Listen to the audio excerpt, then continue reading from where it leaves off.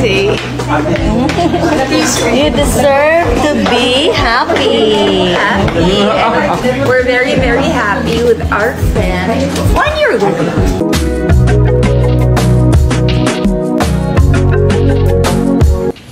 Missed you. So cute.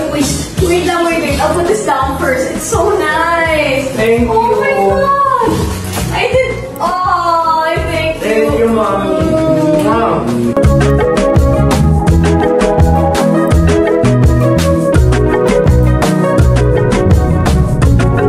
Queen of all media na si Kris Aquino humarap na sa publiko.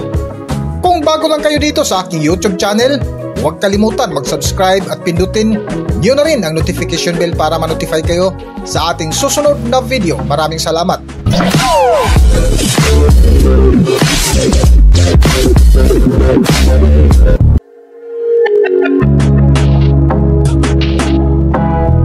Ilang taon na nga ang nakalipas matapos ang pakikipaglaban sa kanyang sakit. Queen of all media na si Kris Aquino, unti-unti lang nanumbalik ang sigla ng katawan kung saan nabuhayan ang kanyang mga supporters. Sa panibagong update nga ni Kris Aquino ay binalikan nito ang ikinamatay ng ilang miyembro ng kanyang pamilya tulad sa pagkamatay ng kanyang ama at kanyang kapatid na si Pinoy na may kahalin tulad ng kanyang kasalukuyang sakit kung saan may magkahalong pangamba at tuwa ang naramdaman ngayon ni Kris Aquino hinggil sa development sa kanyang health condition ngayon. Kwento nga ng Queen of all media na si Kris Aquino na tila positibo ang bagong resulta sa ginagawang treatment sa kanya sa Amerika para sa iniindang autoimmune disease na pinangunahan ng Indian doctor na si Dr. Sudhir Gupta. At matapos nga ito mabalitaan ng mga solid supporters ni Kris Aquino ay labis nila ito ikinatuwa ang magandang balita.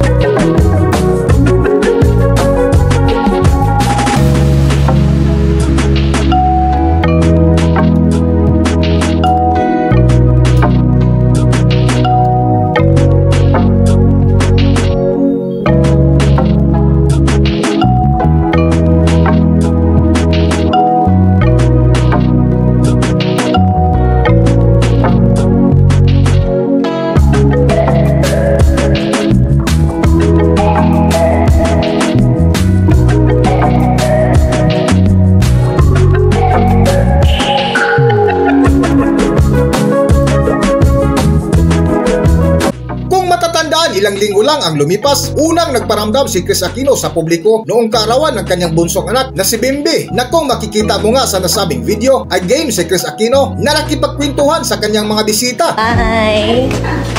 What is tea? You deserve to be happy. Happy. And we're very, very happy with our friend. 1 year ago. 1 year ago naman. Maybe 10 months. 10 months ago nakilala namin si Mary Vilma, and because of her,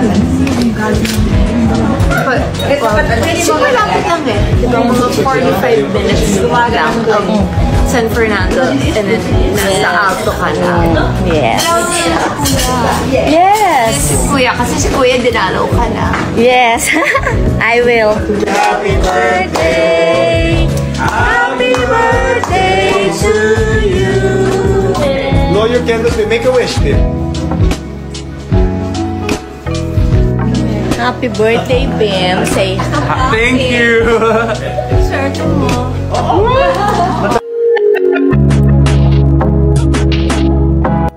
Kasunod nga ng kanyang pagharap sa publiko ay nitong Mother's Day lang na kung makikita mo nga sa reaksyon ng kanyang muka ay tuwang-tuwa ito nang makita niya ang mga regalo ng kanyang dalawang anak na sila Jos at Bimbi. Oh my God!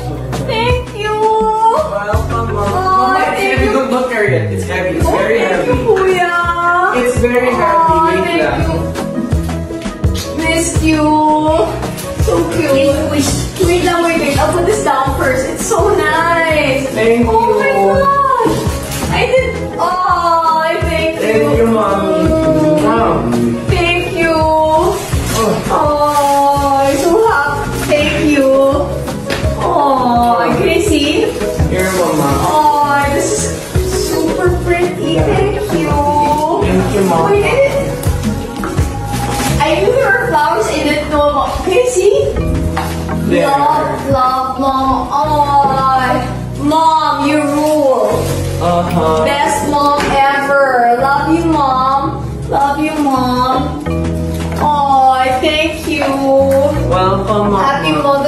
birthday. Best mom ever. Thank you. I missed you. I miss you, Kuya. Oh, thank you guys. And this is so nice.